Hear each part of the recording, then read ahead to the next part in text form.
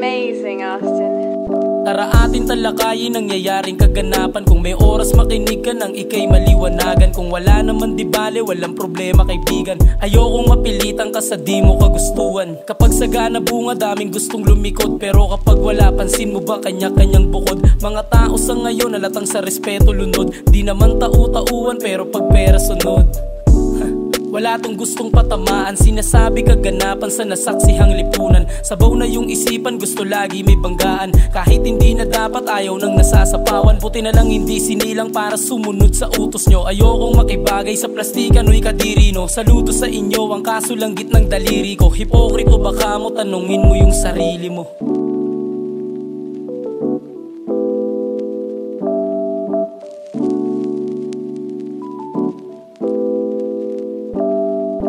Tingin sa'yo mayabang pag may pinapatunayan. Kasi sa'yo nakita yung gusto niyang katangian. Kahit nakatahimik boy, dama ko yung bulungan. Pag sumingaw yung mga baho nyo, kayo rin may gawa niyan.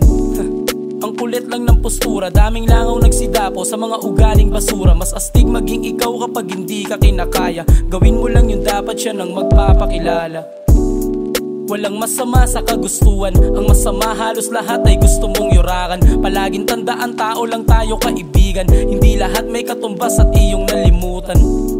Maging tao sa mga tao, nakadepende yung pagtrato base sa laman ng plato. Pare di yan makatao, pananaw mo ay nagbago sa biyayang napala mo.